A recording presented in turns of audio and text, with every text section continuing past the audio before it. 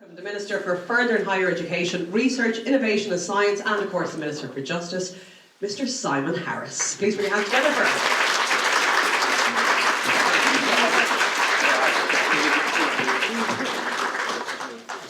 Thank you, Julie. Thank you very much. Good morning, everyone. Sorry, I was caught in the hop there. Good to see you all, and thank you very much for having me this morning. It's really a great honour to be here. And Sheila, thank you so much for emceeing today's event. And thank you to everybody who's worked so hard to pull to get today's event together. I'm really delighted to speak with you today at what I know is the first National Wellbeing Conference in higher education. And I want to thank our colleagues in the HEA and Tim Conlon and his team for facilitating this and for putting together today's event. As many of you will know, I'm still a recovering health minister.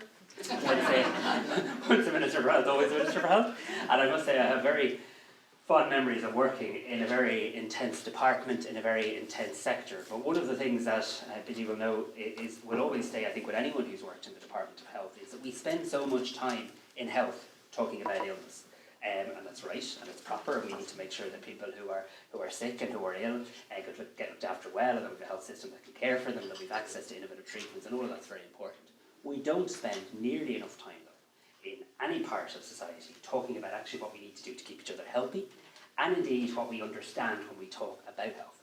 And that's what really excited me when I was in the Department of Health about the Healthy Ireland Initiative, because it is a real, honest and sustainable initiative to try and move the conversation. Yes, of course, we look after people when they get ill, but what can we actually do to create a country that is well, to create a country that values well-being, to place health and not illness at the heart of the health service and at the heart of the public services that we design. And I must say, truthfully, during the 4.5 years that I was in that department, it was such an honour to see the Healthy Ireland Initiative grow, to see it expand, to see it embed, and now looking on from a distance, I'm so pleased to see it going from strength to strength. I want to thank all my former colleagues and friends for the work that they've done. I think of Kate O'Flaherty and all the work she did, and Biddy and all of the team. I know it's still a small team, but it's a powerful team of enthusiastic people, and I will always remain a passionate supporter of it.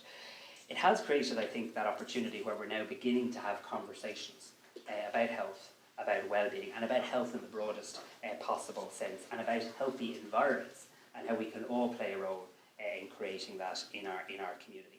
And in education, we have to do that as well, because we know, and I always say this, the higher education sector, our universities, our colleges, they're microcosms of broader society. They're small villages, so in fact many of them aren't. Many of them are larger than towns. Many of them are large town campuses. They therefore experience the same level of challenge and the same level of opportunity that any town, that any village, that any city, rural or urban in our country faces. In addition to that, we also know that our education sector is a place people go for formation. It's where people form views, form attitudes, develop habits, develop relationships that they then take with them back to their family, back to their community, back to their future workplace. So, not to put too much pressure on the higher education sector, but what you do matters. And it matters well beyond what happens in the lecture theatre, what happens in the examination hall. That's really important, and we do that terribly well. But we actually have an opportunity with a captive audience, if I may call it that, to try and actually help really form the views that people take about health, about well-being, and about how we all interact in the environments in which we come across to create that healthy Ireland that we all want to begin in. And let's be honest, the challenges are immense. The challenges are extremely significant. We know from the Healthy Ireland survey that we do live in a country now where 32% of people aged between 15 and 24, so people often in contact with our education system, classify themselves as obese or overweight, and we know that that gap widens as we age. So actually it doesn't get better, it only worsens in terms of a statistic. So what can we do at that relatively young age to try and begin to create physical environments which promotes healthy movement? And I think I missed the stretches here this morning, but it is about actually how we get to the campus. Is it possible to cycle? Is it possible to walk? Are there good playing facilities? Is that a core part of college life, of university life? And what can we all do to physically design, use our capital budgets to design campuses that promote physical movement? How can we have lectures that don't involve everybody sitting down for hours and hours, but actually involve people getting up and staying? So I suppose that's at a very practical and traditional and important understanding of health as well. And many of you are already doing great work in this area, and that's why many of you have been invited here today, and many of you are already passionate ambassadors, and I really want to thank you for that. And I know you're going to have talks from professors in public health and health education, and that's really important. I know you're going to hear from our colleagues in Galway. I met Professor Barry outside. She's going to talk to you about the experience in Galway. I know we have colleagues from Berlin and from other places as well, and they're going to share their knowledge, because the benefit of conferences like this, I suppose, is to always brainstorm. But my message here today, and I want to get on to other aspects of health in a moment, but my message here today is we need to lead this. We can have all of the national frameworks we want in the world, and I'm a great believer in that. We can have all of the charters, and they're great, and we're here to celebrate that. But actually, it's when we leave Dublin and when we go back to our campuses, it's the time and the priority that we decide to dedicate to this. So what I'm really hoping comes from today is that people will go back to their own university, their own college, wherever that is in Ireland, in whatever part of our country, and they'll say, well, hang on a second, we have that national framework, but what does that mean here? What can we do on our college campus, and can we do more? And being very frank and being blunt amongst friends, we need to do a lot more. We need to prioritise this area. And that's why Caroline Mahon has been appointed. I'm delighted that she's here. And Caroline's role now as the National Healthy Campus Coordinator is really to try and help steer that Healthy Ireland vision, that strategy, and move it beyond a vision and a strategy into practical things that we can actually do in the campuses. And I'm so excited that her role will be to oversee the ambition and help translate it into reality. And I look forward to working with her and helping and supporting that in any way that we can. Of course, when we talk about health, we can't just talk about physical health. We can't just talk about what I said, which is important, about how we get people to move more, and all that's really important. But we've got to actually talk about health and well-being in its full context. And that does bring us to have conversations that we need to have, conversations that I think we're beginning to have, and conversations that I'm really pleased we're leading on. I see Pádraig McNeela here in my line of sight. I heard on Morning Ireland this morning. Pádraig and his colleagues in the University of Galway have been leaders in the active consent programme. Professor Louise Crowley, I'm not sure if Louise is here, and her colleagues in UCC have been leaders in the active bystander initiative as well. Sexual harassment and sexual violence is not in any way confined to our university campuses. It is not a problem of education, but it is an epidemic in Ireland. And as Minister for Justice yesterday, I published the first ever CSO benchmark into sexual violence. And I did use the word shocking. And some people might say, what are you shocked? We know this is prevalent in Ireland. But I am shocked, because if you're not shocked, you're normalising it. We have to be shocked, because we can never accept that it is normal or acceptable. That we published a survey yesterday that showed that 40% of adults in Ireland today say they've experienced sexual violence during their lifetime. A majority of women in Ireland, 52%, have experienced sexual violence during their lifetime. And 1 in 5 women in Ireland have experienced rape during their lifetime. So if this doesn't stop us in our tracks, if this doesn't make us say, how do we change the culture? I don't know what will. We have the data now. And when we get to higher education, our students and our staff have been beyond generous in sharing their experiences with us in the annual survey that we now do in relation to sexual violence and harassment, and in relation to bullying. And these conversations are really important. And again, you might say, or any of us might say, in any parts of our sectors or our silos, well, that's not just for me to solve. My job in education is to lecture and get people the qualifications and get them out the other side and they go on to a job. If we all do that, if we all bury our heads in the sand and say it's for somebody else to sort, we're never going to change the culture that needs to change. And that means, of course, there need to be leaders in universities, and of course there need to be passionate advocates, but it also needs to become part of everybody's job. From the president down, from the chair of a governing authority down, it can't be, oh, that's the job of that vice president over there. No, it is all of your jobs to have a zero tolerance approach to sexual violence, to call it out, to support people, to come forward in a way that works for them. And when it happens in your campus, and when there is a complaint, to treat it with the utmost seriousness and not treat it as a HR matter, because all too often it can potentially indeed be a criminal matter as well.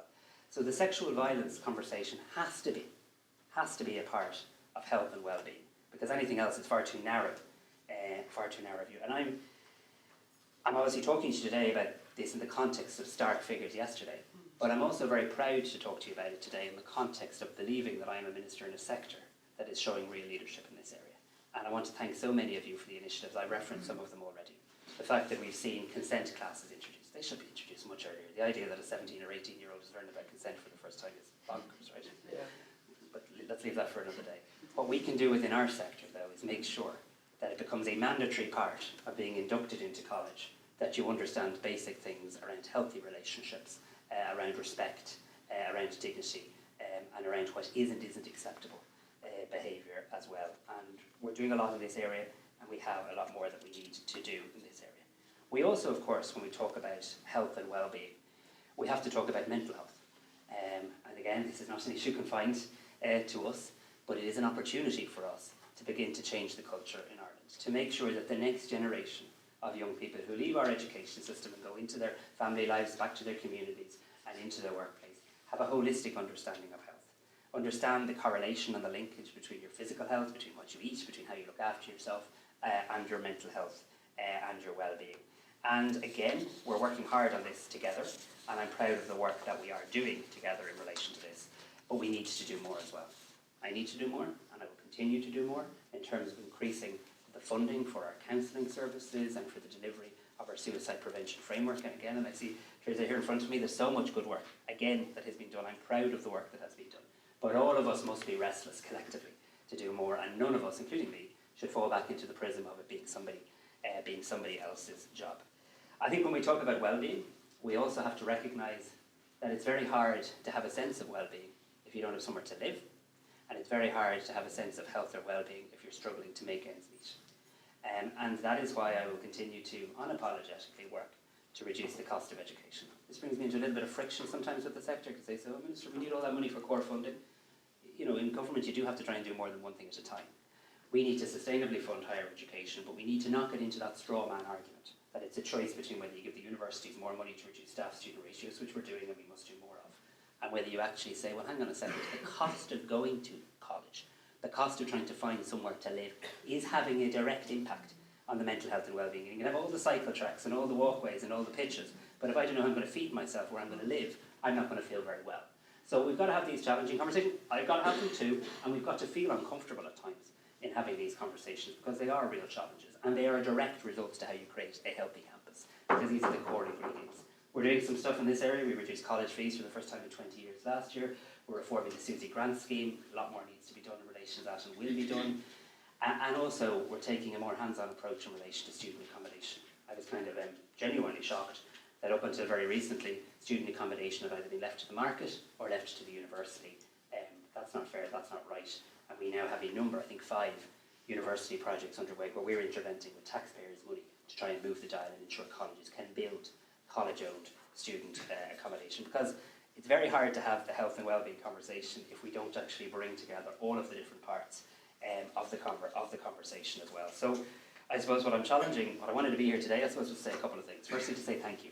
To thank you for your leadership, to thank you for the progress to date, to thank you as a sector for recognising the role that we have to play. Just like it's not just the job of the Gardaí to keep us all safe, we've all a role in the community, not just the job of the Department of Health to make us all well. Every single one of us has to have a part to play, and we say this to our colleagues and friends in Healthy Ireland, we in the third level education sector are up for it. The Healthy Campus Initiative is now the way we embed this. We will attach a degree of priority to this, and I think we have to do more in terms of prioritising this, in terms of the time we give it on a weekly basis as well. So that's the first thing, thank you. And then I suppose the second thing I'm here to say is we do have to challenge us, each of us, to do more.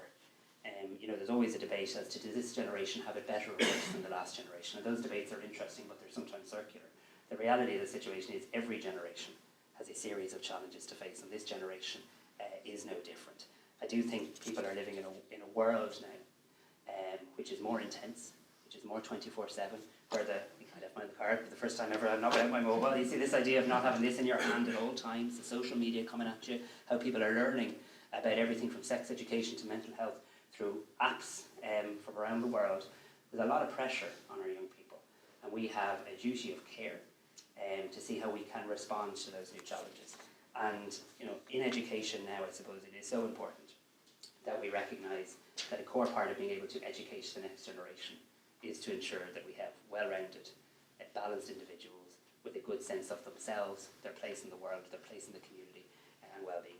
Last issue I just want to touch on is the issue of drug use, because I think, again, this is a very important issue that, again, we have to talk about and we have to discuss, and indeed is going to be talked about an awful lot more through the Citizens' Assembly that's underway, and we let that process run its way. But again, in terms of a healthy campus, and this is without being judgmental, we do have to recognise that the prevalence of drug use, the lack of awareness as to the impact of drugs on your mental health, on your physical health, on your well-being, is a real challenge. And it's not about finger wagging.